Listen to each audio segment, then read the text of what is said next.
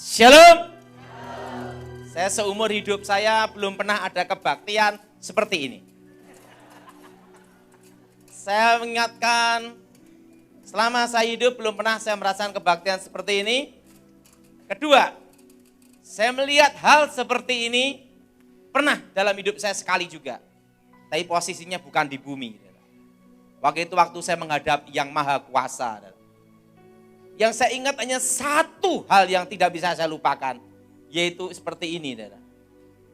Tabut perjanjian. Nah, dan ini mengingatkan saya waktu saya dipanggil Tuhan menghadap Yang Maha Kuasa. Nah, sudah yang kasih dalam Tuhan, saya mau tanya, siapa yang pernah mendengar kesaksian saya? Angkat tangan coba. Oh, berarti udah hampir semua ya. Oke, singkat aja ya. Saya orang Blasteran, papa saya orang Chinese, mama saya ibunya Jawa, ayahnya Cina. Jadi saya 75% Chinese, 25% Jawa. Nah, dari keluarga Jawa, mama punya ibu yaitu nenek saya. Nenek punya ibu lagi yaitu kakek nenek buyut. Keluarga dari kakek nenek buyut inilah kakek nenek guru saya. Kakek saya terkenal dengan tokoh aliran putih, namanya Sapu Angin. Terkenal dengan ilmu saipi angin, pindah tempat. Dan terkenal dengan ilmu kebal, aji lembu sekilan, tembak sejengkal. Terkenal dengan tokoh aliran putih. Nah, nenek saya adalah tokoh aliran hitam. Terkenal dengan ilmu santetnya, setan kober. Dengan julukan si setan kober, kobaran api setan. Jadi kakek ilmu putih, nenek ilmu hitam. Lahirlah saya abu-abu. Nah, kakek nenek buyut saya mengalami susah mati kalau ilmunya tidak diturunkan. Dan yang bisa menurunkan ilmunya adalah seseorang yang memiliki hari kelahiran Sabtu Pahing, weton tertingginya Jawa, 99. Di antara 5 bersaudara laki semua, saya anak nomor 2 yang memiliki hari kelahiran Sabtu Pahing. Karena itulah, sejak usia 9 tahun, saya dididik dan dilatih untuk menjadi seorang dukun. Usia 9 tahun pertama kali saya belajar adalah aji tapak banyu, ilmu mengambang di atas air. Gara-gara punya ilmu itu sampai sekarang tidak bisa renang. Nah, disitulah saya belajar ilmu kebal, ilmu menghilang. Selama saya belum bertobat, saya tidak pernah bayar bis dan angkot. Karena begitu masuk tidak kelihatan.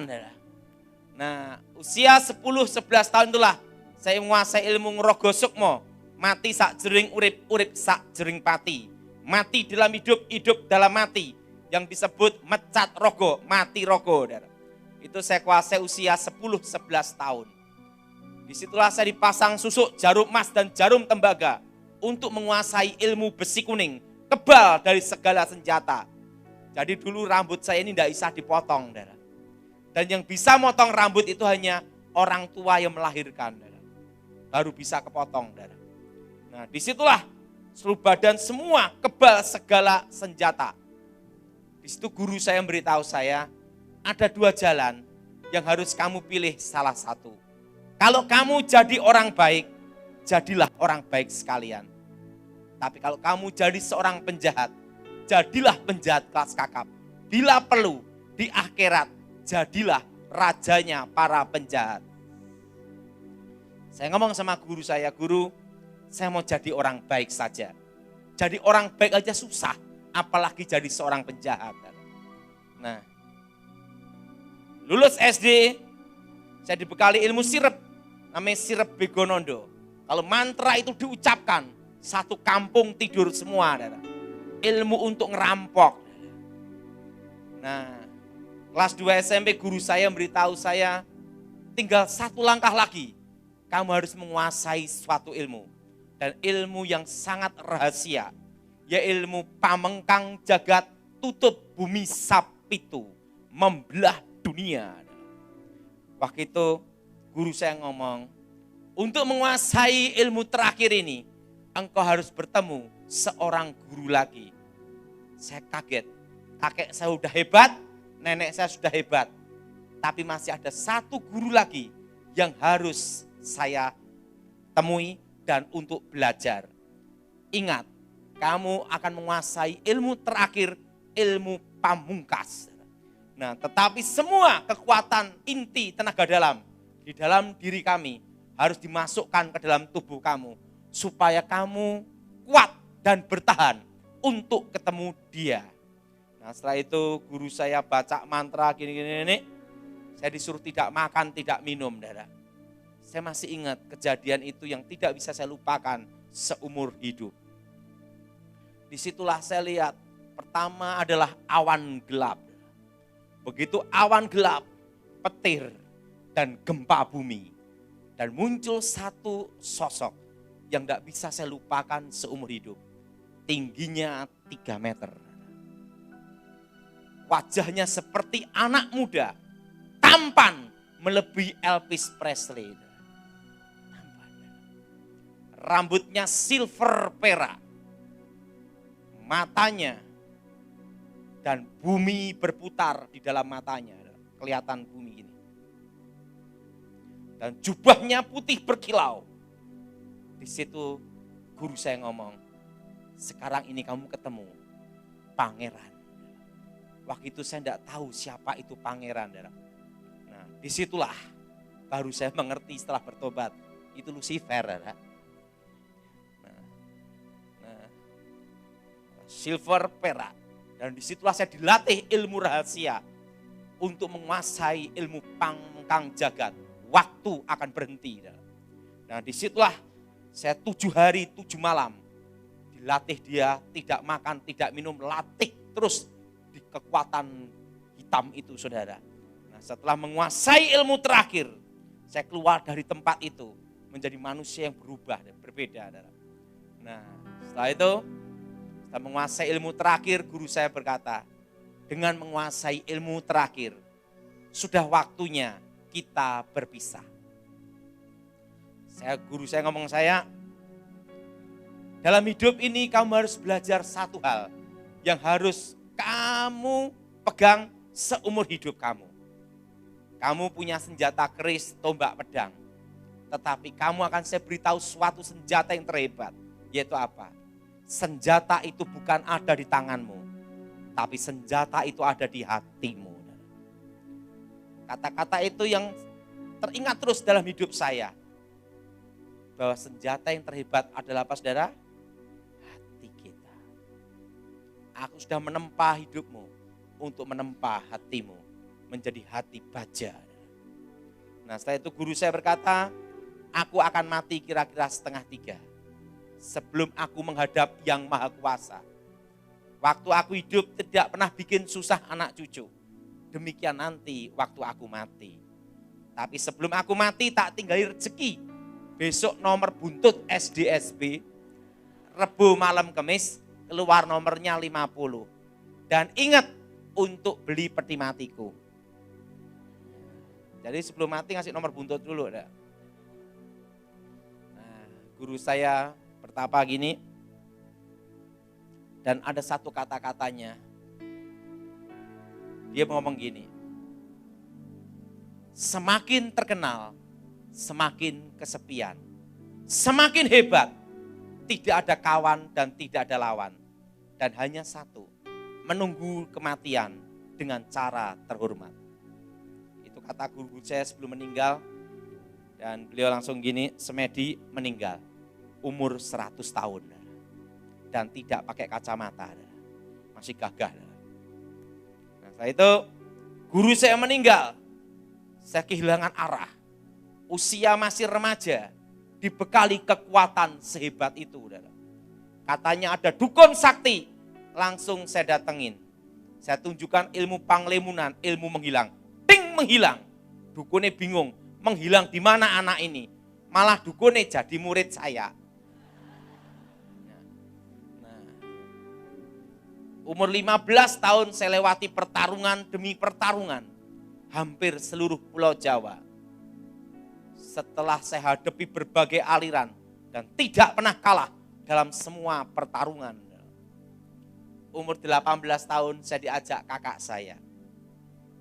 Ton, ada KKR-nya Gilbert Lumaindong. Ceweknya sip-sip.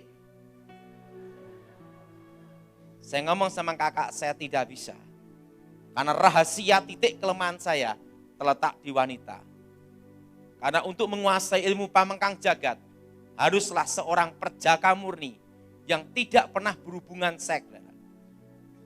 Ting-ting dan bukan tong-tong. Karena puncak dari ilmu kegelapan adalah hidup dalam kematian, mati akan cinta, mati akan nafsu, hidup dalam kematian. Waktu itu saudara, saya ngomong sama kakak saya tidak bisa. Ini pantangan ilmu saya. Kakak saya berkata, yang cari cewek bukan kamu, tapi saya. Kamu cukup gunakan aji jaran goyang, teko gendeng mulih ngangkleng. Kalau punya kena ilmu itu, datang sinting pulang edian. Pasti manggil-manggil. Itu kalau tidak ada yang bisa mutusinnya, 15 tahun. Kalau tidak ada yang bisa ngelepasin, gila, pasti itu. Itu ilmu jaran goyang. Waktu itu, saya datang tempatnya KKR. Yang khotbah Gilbert Lumaindong. Waktu itu dia baca Alkitab dalam kitab Bilangan pasal 23 ayat 23. Tidak ada mantra yang mempan terhadap Yakub atau tenungan yang mempan terhadap Israel. Dia berkata bahwa orang Kristen yang hidup dalam Tuhan tidak bisa disantet, tidak bisa dimantrai. Dari belakang saya berkata, ini pendeta gemuk montok nantang orang ini. Nah, waktu itu saya baca mantra setan kober, kobaran api setan. Gilbert berkata, haleluya, Tuhan berkati. Ilmu saya kabur. Nah, setelah itu Gilbert berkata, siapa dukun-dukun, jimat-jimat, maju ke depan, artakol. Dari belakang saya maju ke depan, tujuannya satu, adu ilmu, untuk daftar. Saya kira itu artakol itu tempat adu ilmu. Karena apa? Saya kan tidak bisa bahasa Inggris. Nah, dari belakang saya maju untuk daftar pertarungan. Nah, Gilbert tatap saya. Dia tatap saya, hidung-hidung, mata-mata gini. Melekat gini semua. Saya tantang bertarung. Dan saya masih ingat usia saya masih 18 tahun. Waktu itu saya berkata, Gilbert, kalau aku kalah, aku ikut kamu. Tapi kalau aku menang, kamu mati. Gilbert ngomong, silahkan. Besok saya tunggu. Nah, saya singkat aja. Saya tantang Gilbert dalam pertarungan. Ada banyak orang. Saya masih ingat itu. Ada pendeta. Dalam nama Yesus. Lari. Saya masih ingat dalam pertarungan itu. Waktu itu Gilbert ditemenin banyak hamba Tuhan. Wah, semua. Saya gunakan, kan saya dulu bisa berubah jadi harimau. Karena saya punya ilmu Singolodoyo, ilmu di atas tingkat ilmu singa, di atas ilmu macan putih. Kurahkan semua ilmu saya. Gilbert gini, haleluya. Dia buka mata, tinggal dia sendiri. Saya masih ingat itu. Jadi yang lain pada kesana semua. Gilbert gini.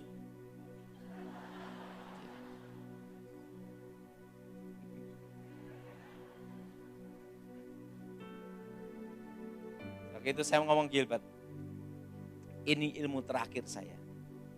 Kalau aku kalah, aku ikut kamu. Tapi kalau aku menang, kamu mati. Gilbert berkata, silahkan. Saya baca mantra terakhir ilmu pamengkang jagat, membelah dunia. Waktu saya baca mantra, saya buka mata, saya lihat dari tubuhnya Gilbert keluar cahaya terang. Saya ambil pesan, maju. Saya pukul Gilbert. Jarak sejengkal gini, cahaya itu membuat saya terpental 10-12 meter. Saya hilang ingatan. Gila 1 tahun. Nah, saya didoain pendeta-pendeta. Bukannya tambah sembuh, tambah edian. Nah, tepat 1 tahun, tahun 93.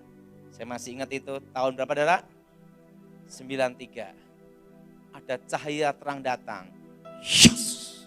Masuk kepala saya dan terdengar suara, akulah Alfa, akulah Omega. Akulah yang awal, akulah yang akhir.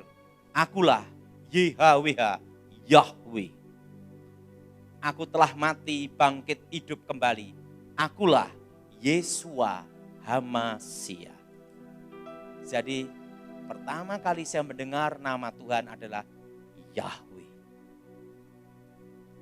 Dan dia berkata, akulah Yesua Hamasia.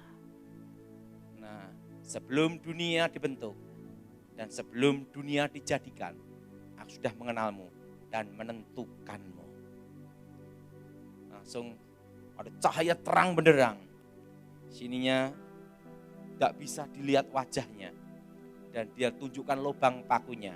Akulah Alfa, akulah Omega. Itu di sini. Coba semua pegang bagian sini. Kalau kita sering lihat gambar-gambar kan banyak di sini ya. Tapi pada waktu Yesus menampakkan diri ke saya.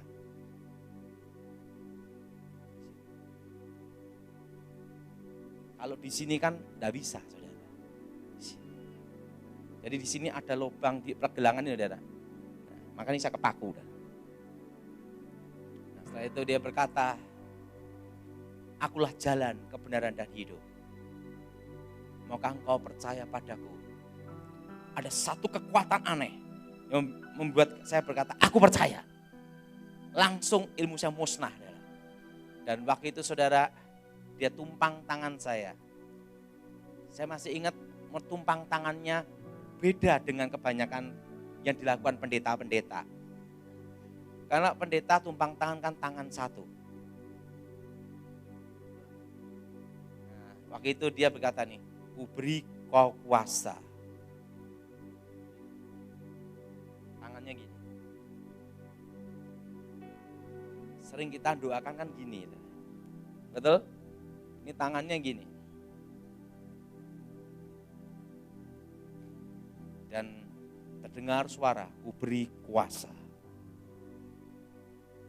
setelah itu dia langsung jalan gini, hilang. Di situ saya cari jimat saya, hilang semua. Tidak taunya waktu gila setahun dibakar pendeta semua. Jadi saya ini begitu bertobat habis-habisan. Jadi mana jimat hilang semua. Nah, lalu waktu gila setahun saya dikasih tahu. Saya disuruh pendeta Gilbert sekolah Alkitab, itu lulus tahun 96. Saya pendeta murid Pontas Pardede. Lulus ranking 4, murid tinggal 4. Nah, saya itu waktu sekolah Alkitab tuh, saya itu pengagumnya Pak Yusak Cipto sama Bu Iin. Karena waktu sekolah Alkitab, Pak Yusak Cipto udah terkenal, Bu Iin udah terkenal. Saya belum apa-apa. Masih sekolah saya. Nah, itu tahun 96 saya lulus.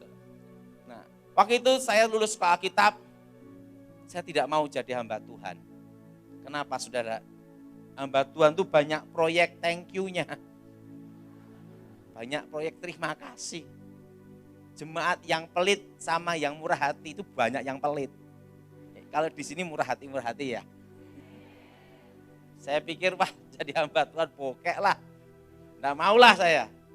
Nah, saya bergerak di bisnis. Waktu itu saya masih ingat saya bisnis plastik. Saya lupa panggilan Tuhan dalam hidup saya. Tapi pada waktu saya bisnis, tiba-tiba Tuhan bicara. Hari ini kau kupanggil. Mari kita buka Alkitab kita saat ini.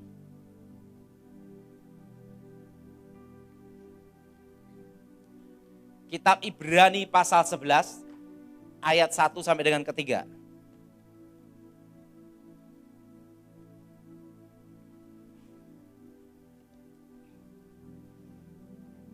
Kitab Ibrani pasal ke-11 ayat pertama sampai dengan ketiga. Saudara yang genap, saya yang ganjil.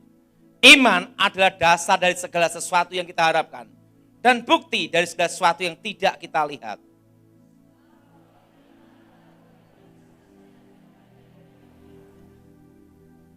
Karena iman kita mengerti bahwa alam semesta telah dijadikan oleh firman Elohim.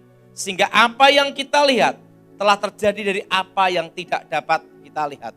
Alkitab berkata bahwa dasar dari iman adalah harapan. Apa saudara? Adalah saudara? Harapan. Harapan akan firman Tuhan. Harapan akan mujizat Tuhan. Harapan akan kuasa Tuhan. Saudara, apapun tantanganmu, apapun badai yang datang, apapun tekanan, apapun persoalanmu, yang tidak boleh hilang dalam hidup kita adalah satu, harapan. Apa saudara? Kalau seseorang sudah hilang harapan, repotnya ngalami 4S. Sedih, stres, stroke, selesai. Udah, tidak ada harapan dia. Makanya saudara, apapun badai, apapun tekanan, apapun rintangan, yang tidak boleh hilang adalah satu, harapan. Apa saudara? Harapan pertolongan Tuhan, harapan pelindungan Tuhan. Dan dasar dari iman adalah apa? Harapan. Amin. Harapan dalam firman-Nya, janjinya, kuasanya. Dan iman itu berbicara apa? Satu. Iman berbicara apa? Percaya bahwa Tuhan pelihara kita di bumi dan di sorga. Amin. Bahwa Tuhan memelihara kita di bumi dan apa saudara? Di sorga. Jadi kalau kita percaya Yesus, pasti dijamin masuk sorga. Dan keselamatan itu adalah anugerah. Ada satu pengalaman yang tidak pernah saya lupakan. Jadi kalau saya itu terus terang selama saya hidup, saya belum pernah lihat kebaktian seperti ini. Dan selama saya hidup. Tetapi saya melihat suasana seperti ini pada waktu saya menghadap Yang Maha Kuasa. Yang saya ingat hanya satu benda aja, yaitu ini. Satu itu aja. Dan di sana ada 2 manusia yang masih hidup sampai sekarang. Waktu Tuhan bicara sama saya, Daud, sudah waktunya kau menghadap Yang Maha Kuasa. Waduh, sudah waktunya. Wah, matilah. Saya ngomong sama Tuhan, Tuhan, bila umurku boleh diperpanjang, aku mau melayani Engkau sungguh-sungguh. Bila Engkau memberi aku waktu. Nah, Tuhan bicara sama saya, sudah waktunya kau menghadap Yang Maha Kuasa. Saya bingung nanti modelnya aku mati piye.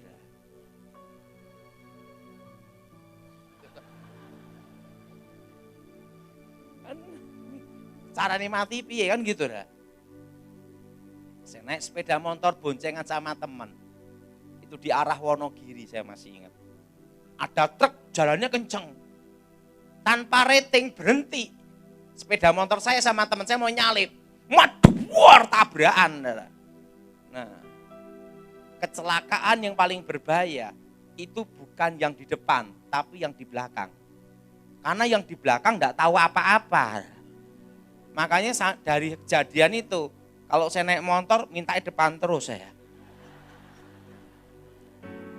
Jadi masih ingat, yang depan kan tahu, betul? Yang belakang kan enggak tahu. Jadi gini, ya yang depan gini. Lah saya kan enggak tahu, langsung gini. Buar. Temangsang di bak truk tuh gini. Temangsang dah. Enggak itu, ya kan yang depan tahu. Kan, nah dia mau nyalip, waktu mau nyalip gini, truknya berhenti dah. Kan enggak sempat, hanya jarak dekat gini. Wah langsung dah. Nah ini kan tahu langsung gini dah. Saya kan enggak tahu. Duang langsung gini. Lah, waktu itu saya masih ingat. Ada malaikat menjemput saya. Dibawa ke satu tempat. Dan malaikat itu bicara pada saya dalam suatu bahasa yang bukan bahasa Indonesia. Saya juga ngomong, saya kaget loh, bisa ngomong saya. Jadi nanti kita di surga ada bahasa sendiri. Yang bukan bahasa manusia.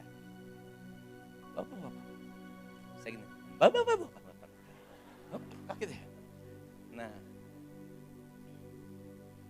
saya ada di sebuah tangga. Tangganya emas. Dan setiap tangga itu ada malaikat. Berlaksa-laksa, beribu-ribu laksa, berlaksa-laksa. Dan malaikat itu tidak ada yang kecil.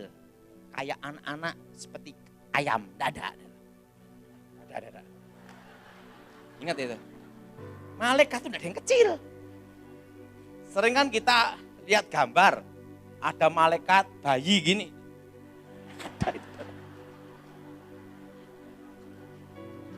Tidak ada itu. Nah, malaikat itu tinggi-tinggi. Wajahnya anak muda semua. Tampan-tampan. Silver. Dan itu. Nah, malaikat itu. Cara gini. Sebelum kau menghadap yang maha kuasa. Engkau harus masuk satu ruangan dulu. Waktu itu saya jalan. Tirainya terkoyak dari atas ke bawah. Dan malaikat berkata, engkau dilayakkan masuk tempat ini. Sebelum menghadap yang maha kuasa. Saya lihat tabut perjanjian. Dan terdengar nyanyian.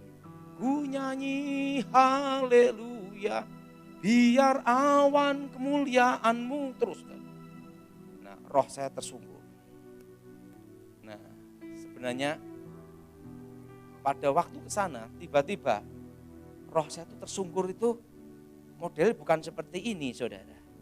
Bukan, saudara.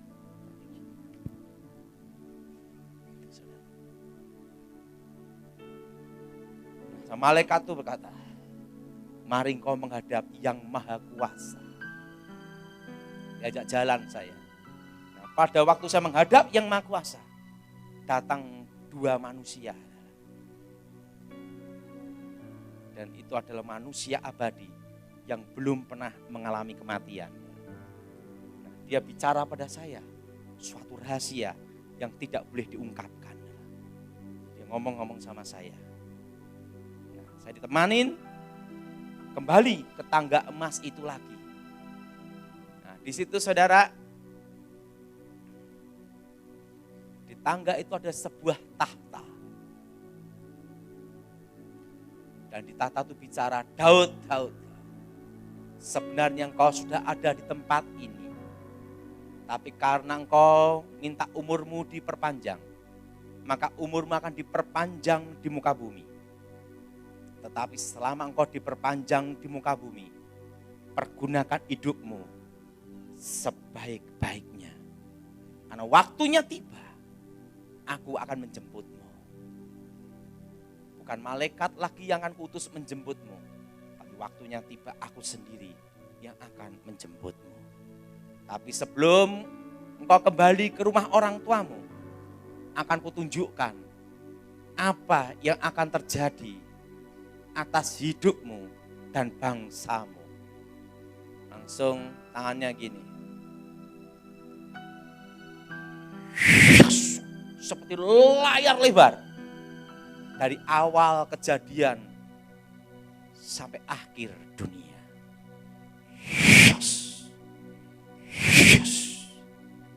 Termasuk Adam dan Hawa. Hari-hari yang akan terbentuk. Dan dua manusia ini menjelaskan saya berbicara.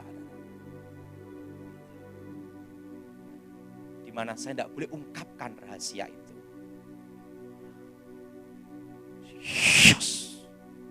Saya lihat Indonesia terpecah menjadi 3. Timor-Timor sudah lepas. 2 menyusul. Jadi sebenarnya sebelum apa yang akan terjadi atas dunia ini dari awal sampai akhir sudah ada di sana.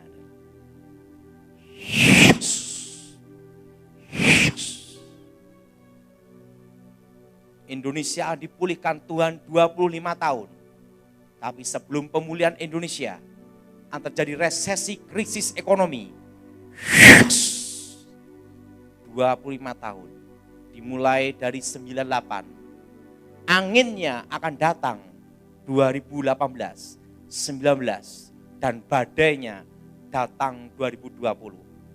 Dan Indonesia mengalami stagnat ekonomi menuju tahun 2023. Setitik terang datang. Ingat saudara, setitik terang. Jadi tahun 2023 apa saudara? Setitik apa? Terang. Yes. Hari-hari yang akan terjadi. 2021, tepatnya bulan April, Indonesia mengalami deflasi inflasi bertemu. Harga-harga barang naik, tapi daya beli masyarakat turun. Resesi ekonomi. Yes. Dan 2023, tepatnya bulan Januari, setitik terang datang. Setitik, saudara. Terusan Tuhan bicara sama saya. Mari kutunjukkan di rumah Bapakku banyak tempat tinggal. Saya diajak jalan ke satu tempat. Dan tempat itu tidak bisa saya lupakan seumur hidup. Lantainya emas. Di sana ada benteng, tembok, air mengalir. Tapi terbuat dari batu emerald, ruby, blue sapphire, cat eye. Yang tidak ada batu akik. Apa saudara? Apa saudara? Tidak ada batu akik, saudara. Sana tuh semua batu apa? Batu mulia. Tidak ada batu akik aja. Nah, Tuhan kata, apa yang ingin kau tanyakan? Ku jawab. Tuhan, kapan engkau datang? Engkau tidak perlu tahu masa dan waktunya. Karena tidak ada seorang pun manusia dan malaikat tahu kapan aku datang. Tapi yang perlu engkau tahu, aku menyertai umatku sampai kesudahan zaman. Jadi untuk kedatangan Tuhan, tidak ada seorang pun yang tahu. Nah, setelah itu Tuhan bicara sama saya.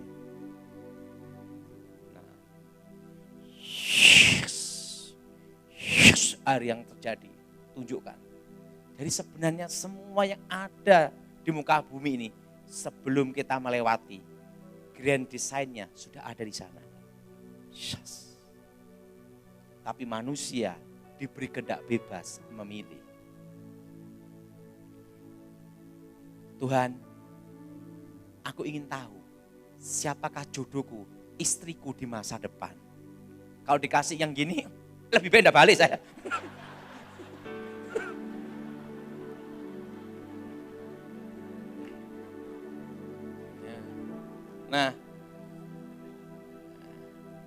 Nah, apa yang terjadi? Yes. Ada seorang perempuan rambutnya lurus.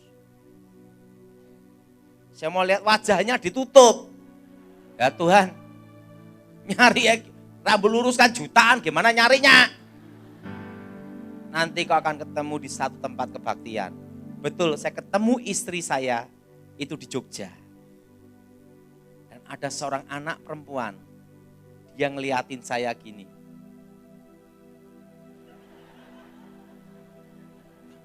Berhadapan gini, siapa ini Tuhan anak kecil ini? Itu anakmu di masa depan. Bayangin, kenal istri aja belum udah ketemu anak ya. Anak perempuannya gini, ngeliatin gini. Siapa Tuhan? Ini anakmu di masa depan. Jadi sebelum saya ketemu, itu udah ada desainnya di sana. Nah setelah itu Tuhan bicara sama saya, sudah waktunya kamu kembali ke rumah orang tuamu.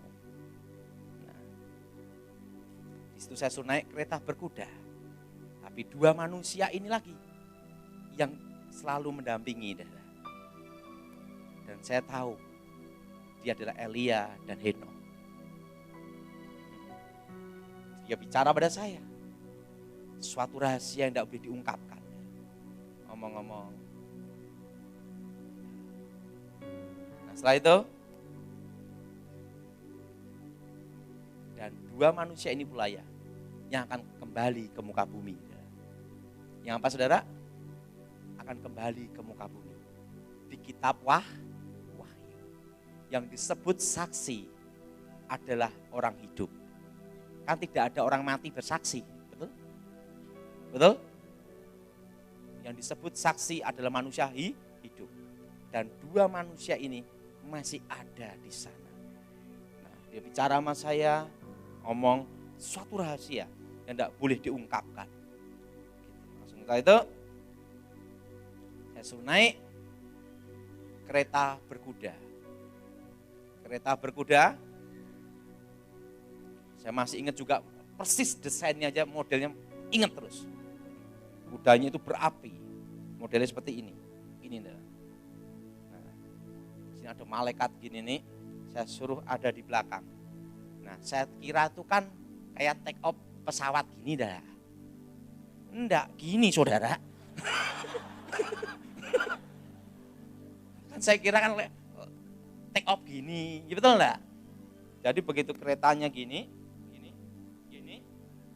langsung gini berputar gini dah, gini. Langsung beng gitu dah. Aku kok beda. Gini, langsung gini dah. Itu nyala api dah. Roh saya masuk dalam badan. Hidup lagi dah. Santuan bicara. Pergunakan hidupmu sebaik-baiknya. Amin. Dan kata-kata itulah saya tidak bisa lupa seumur hidup. Nah, santuan bicara, pada waktunya tiba, aku sendiri yang menjemputmu. Nah, jadi sekarang ini semua hari-hari yang saya lihat waktu di sana, sudah hampir semua terjadi. Yang belum kejadian hanya satu saja, saudara, yaitu saya dijemput Tuhan. Nah, jadi sekarang saya pergunakan hidup saya untuk menunggu yang Maha Kuasa menjemput saya. Nah, saudara, tentang corona ini gimana? Ini rahasianya adalah 2021. Apa saudara? 2021, 5 tahun ke depan akan bermutasi terus. Dan puncaknya error. Puncaknya saudara, error. Dan 5 sampai 10 tahun ke depan. Ingat saudara, 5 sampai 10 tahun ke depan. 5 sampai 10 tahun depan. Kasus corona ini menjadi kasus virus biasa. Influenza atau flu biasa. Nah, saya sharing sama saudara, santai aja saudara. Waktu saya kecil, zaman dulu itu banyak namanya demam berdarah. Dan ada penyakit yang lebih berbahaya, yaitu pes, tikus. Betul? Waktu itu guru saya, sebelum saya ke rumahnya dia untuk di pertapaan, dia nyuruh saya makan suatu buah, di mana buah itu harus dimakan sebelum saya ke rumahnya dia. Pertama adalah pisang. Apa saudara? Saya tanya sama guru saya, kenapa harus pisang? Ingat, tidak ada monyet stroke karena makan pisang.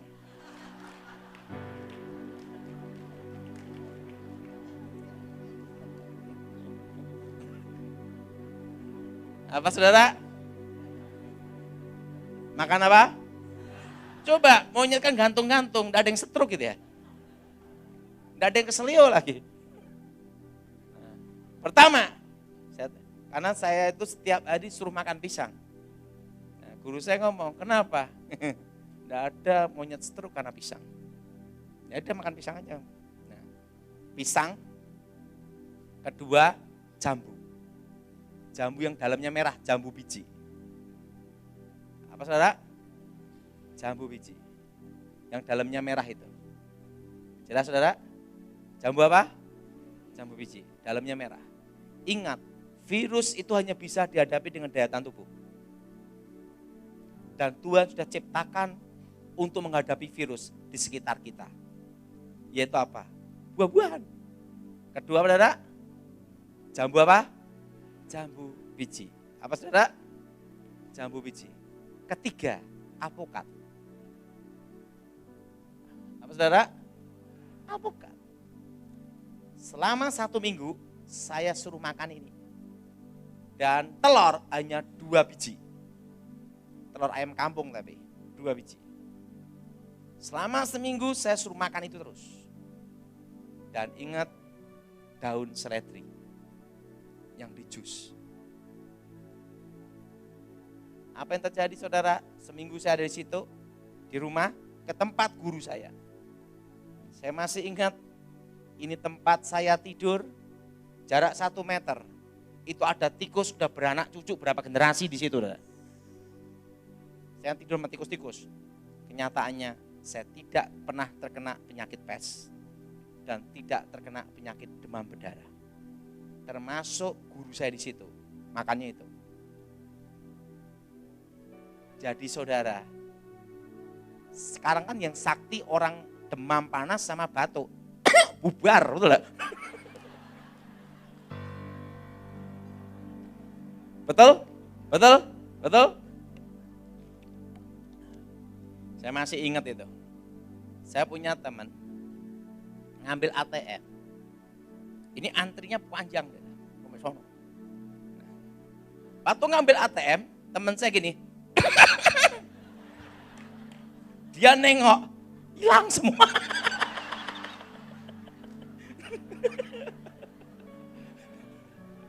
Jadi waktu dia ngambil ATM, waktu dia gini, itu belakang tuh banyak orang, antri.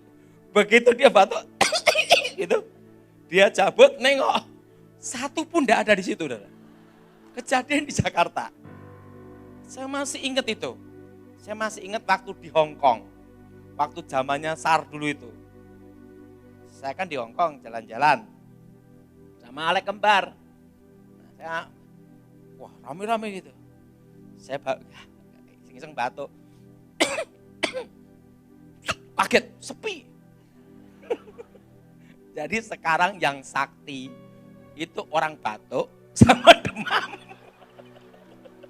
Orang panas. Tidak percaya, coba aja.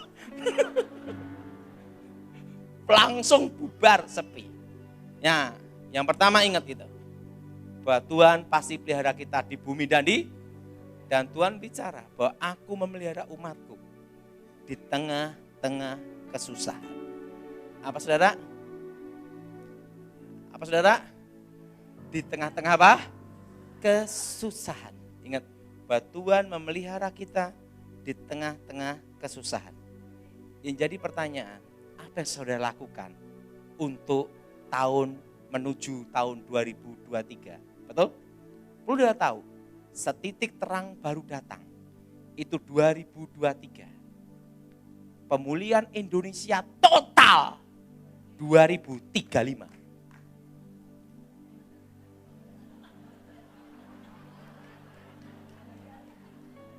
Ingat, orang pulih kan juga bertahap, tidak langsung pulih.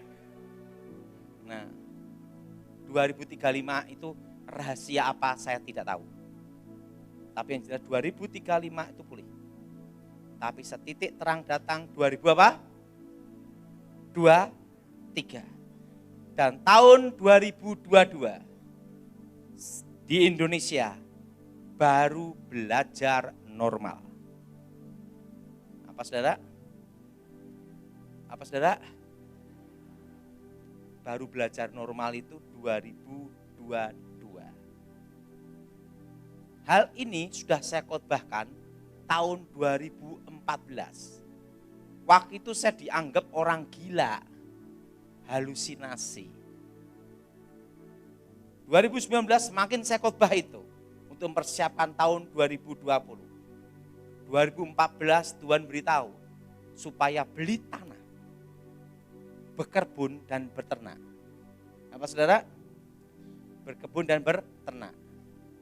Kedua, emas. Ingat, perlu udah tahu bahwa tahun depan 2022 inflasi terjadi di Indonesia.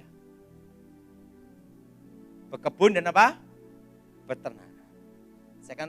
Dan yang kedua emas. Waktu 2014 saya tanya Tuhan, untuk apa Tuhan? Lakukan aja. Makanya sebelum 2020, yaitu 2016, 2017, saya siapkan perkebunan ada di lereng Gunung Merapi. Tepatnya di Boyolali. Karena Tuhan memberitahu saya, 2020 dimulai. Badai itu dah datang. Jadi saya seperti Nabi Habakuk yang menunggu hari kesusahan. Nah, 2019 saya khotbahkan berulang-ulang. Waktu itu banyak berkata, tahun 2020, tahun mujizat, tahun kelimpahan, tahun berkat. Saya hanya seorang diri, 2019. Badai datang, 2020. Saya kan timnya pendeta Gilbert Umaindong, saya ikut Pak Gilbert belum lama. Saya ikut Pak Gilbert itu baru 27 tahun. Berapa tahun saudara? Lumayan saudara. Dan saya tidak pernah pindah gereja. Pindah-pindah tidak pernah. Saya ikut Pak Gilbert dari tahun saya bertobat, pelayanan sampai sekarang. 27 tahun. Geren masih di perutnya ibunya. Saya 27 tahun ikut Pak Gilbert. Pak Gilbert ditanya banyak orang karena dianggap meresahkan. Pak Gilbert, Daud Tony itu kok ngatakan 2019 bahwa badainya datang 2020. Mana buktinya? Januari ngomong gitu. Pak Gilbert ngomong gini, ini kan baru Januari, kita tunggu Desember. Kalau itu memang pesan Tuhan untuk kita, berarti terjadi. Kalau bukan, nabi palsu dia. Ya udah. Jadi ya udah. Januari, Februari, Maret, April, corona. Apa saudara? Saya berdoa, Tuhan, kenapa corona ini diizinkan? Betul? Kan itu iblis itu, betul? Kenapa Tuhan izinkan? Betul? Waktu Tuhan, saya tanya, Tuhan kenapa diizinkan? Tuhan bicara pada saya satu hal, bahwa Tuhan merobohkan benteng-benteng tembok yang memisahkan, memecah belah gereja. Doktrin, ingat apa saudara? Doktrin dan apa saudara? Tembok-tembok apa? Gereja. Supaya apa? Tuhan beritahu. Supaya Injil itu diberitakan di seluruh dunia. Ingat, segala sesuatu itu masih kendali dan seizin Tuhan. Supaya Injil itu diberitakan ke seluruh dunia. Ingat itu. Itu pesan Tuhan untuk saudara semua. Jadi saudara, saran saya, kalau saudara ada kebun, misalnya tidak ada tempat, pakai polybag. Semua berkebun dan beternak. Dasar manusia diciptakan Tuhan, ingat saudara, adalah berkebun, mengelola Taman Eden. Betul? Betul? Waktu diusir keluar, manusia berkebun dan beternak. Jadi ingat, dua ini lakukan tahun ini untuk menuju tahun 2023. Kenapa? Karena kondisi seperti ini, kita semua baru belajar normal tahun depan. Untungnya sudah siapkan 2016-2017. Kalau tidak, pada waktu PSBB itu, depan tembok, atap plafon, kanan kiri tembok, stres, betul? Tapi saya ada kegiatan berkebun. Ya berkebun, dan saran saya udah punya lahan, alpukat. Tanam kebun-kebun untuk jangka panjang. Alpukat, nangka, santu, duren.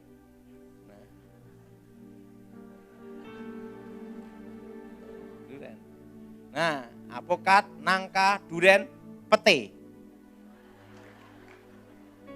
Apa saudara? Pete. Nah, dan yang keempat pisang. Karena tidak ada monyet, stroke. Dan makan pisang. Dan saran saya, gunakan semua untuk berkebun. Ingat, Tuhan pasti mempersiapkan kita yang terbaik. Apa buktinya?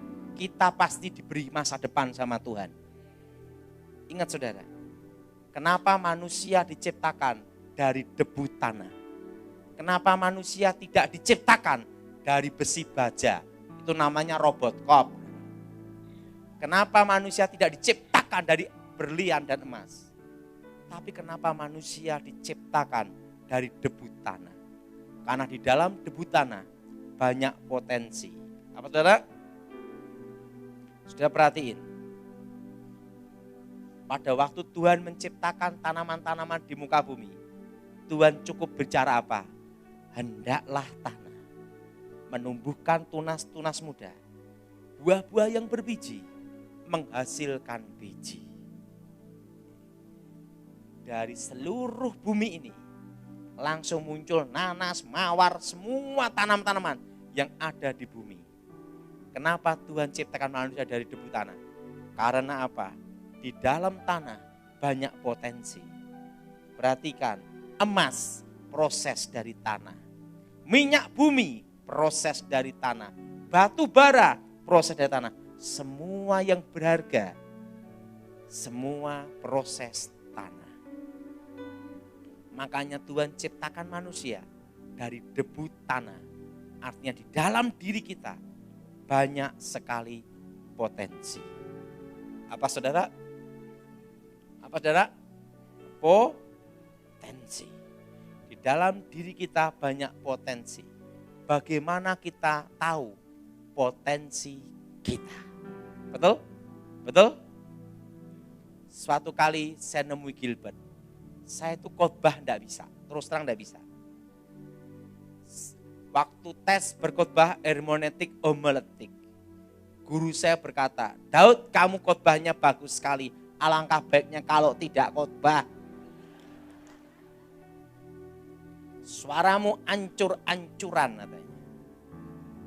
Ingat saudara, corona ini adalah iblis yang bekerja. Roh apa? Ketakutan. Dan apa yang terjadi saudara? Semua alat musik saya bisa pegang, tapi tidak bisa main. Nah. Waktu nyanyi, suara saya hancur. Yang tidur jadi bangun, yang bangun jadi bingung. Nah yang kedua, saya ngajar sekolah minggu, bubar. Saya bingung, saya mau jadi apa? Saya tanya sama Gilbert, Pak Gilbert, saya ini mau jadi apa? Ya jadi manusia, memang kamu monyet. Ya, Gilbert ngomong, apa yang kamu bingungkan Daud kawan? Ini bingung saya kawan. Saya tidak tahu potensi saya. Dalam hidup saya tahunya hanya satu Pak Gilbert. Apa itu? Setan. Gilbert diam aja. Daud, jangan berkecil hati. Apa yang kamu alami, apa yang kamu tahu, itu bukan kebetulan. Itu saya semua, apa yang aku alami, dan aku tahu, itu bukan kebetulan. Itu adalah talenta, potensi yang Tuhan berikan. Gilbert nanya saya, kamu taunya apa Daud? Setan. Ini Daud. Ada orang yang dalam hidupnya hanya taunya virus. Dari kecil dia taunya virus dan dia suka virus. Dia tekunin virus terus. Sampai dia jadi profesor doktor virus. Kamu kan taunya setan. Tekunin apa yang kamu tahu. Jangan menekunin apa yang tidak kamu tahu. Ingat, tekunin apa saudara? Jadi saudara, apa yang kau alami, apa yang kau tahu, bukan itu potensi talenta yang Tuhan berikan. Kamu tekunin setan terus. Jangan ke kanan atau ke kiri. Tapi pesan saya satu Daud. Jangan setelah itu kamu jadi setannya sendiri. Dari situ saya tekunin satu bidang sampai sekarang. Satu bidang aja. Setan. Bertahun-tahun setan terus. Karena bidang saya setan, saya sudah sampai khotbah di Amerika, Manhattan. Hanya bahas satu. Setan itu siapa?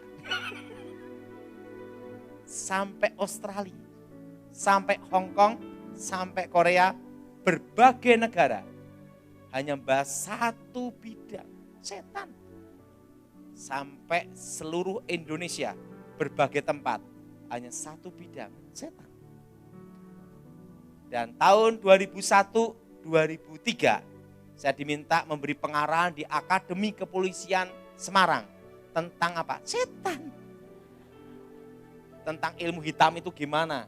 Ilmu kebal gimana? Apa kelemahannya?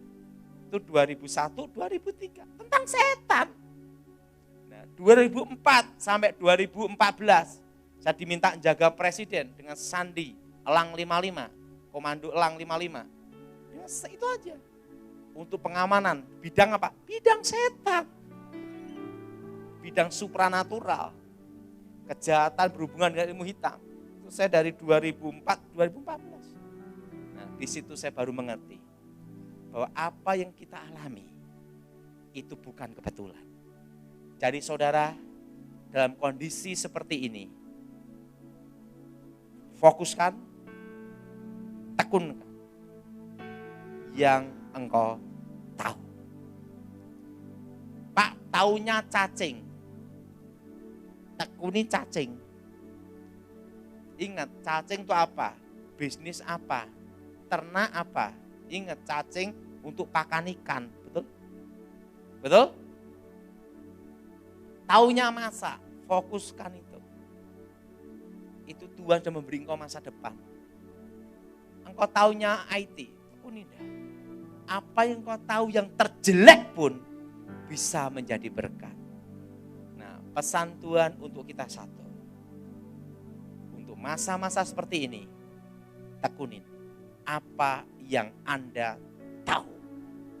Siapa yang setuju angkat tanganmu? Katakan, bukan kebetulan. Aku tahu. Tapi ada rencana Tuhan untuk tahu potensi dan talenta. Amin. Ingat, yang terjelek pun bisa diubah menjadi berkat. Amin. Taunya saudara apa? Mesin, tekuni mesin. Dan semua talenta yang ada, serahkan untuk Tuhan. Amin. Nanti lain waktu Ibu In, baru saya akan bahas tentang setan. Karena itu bidang saya. Jadi saudara, sebenarnya tentang doa peperangan itu ada pengaruh besar. Jangan diremehkan. Tidak akan ada pertobatan tanpa peperangan. Yaitu apa? Doa peperangan. Nah, dan orang bertobat tidak ada tanpa Roh Kudus. Semua adalah hasil karya Roh Kudus. Jadi sebenarnya kalau tak perhatiin, Bu ini termasuk pelopor dalam doa peperangan. Nah, karena ini senior, di atasnya saya. Nah, di atasnya saya. Bayangin, saya sekolah Alkitab, dia udah khotbah, saya aja udah hampir enggak lulus. Saya itu kan lulus karena lulusan tok. Kak Pontas panggil saya, Daud sebenarnya kamu enggak lulus. Loh gitu Pak. Tapi kalau enggak diluluskan, murid tinggal 4. Karena belas kasihanku, engkau kunyatakan lulus. Jadi saya lulus itu sekolah Alkitab setingkat SMA. Tetapi saya serahkan apa yang saya tahu. Dan saya dulu pernah sempat mau dikasih gelar doktor. Tapi doktornya itu yang bikin saya enggak mau. Ya doktor setan nih. Udah mau saya. Gelar honors causa. Tak mau dokter Pak Daud, enggak mau saya. Enggak bayar Pak Daud, Anda suruh ke Amerika. Nanti kita ini, karena ada ininya, hal yang baru. Enggak, saya enggak mau. Loh kenapa? Enggak mau saya. Wong saya lulus saja anugerah kok. Tapi pesan Tuhan satu dalam hidup saya. Pergunakan hidupmu sebaik. Jadi saudara, sebelum saya serahkan, ada satu pesan Tuhan untuk kita. Bahwa Tuhan pelihara kita di tengah-tengah kesusahan. Yang kedua, apa yang saudara lakukan dalam penyembahan, dalam ini, itu tidak salah. Di Alkitab ada semua. Nah, tetapi semua itu tergantung iman seseorang. Kalau engkau mengimani, jadi. Ada satu lagu saya, hafal enggak ya sini ya? Hah? Kaki rusa.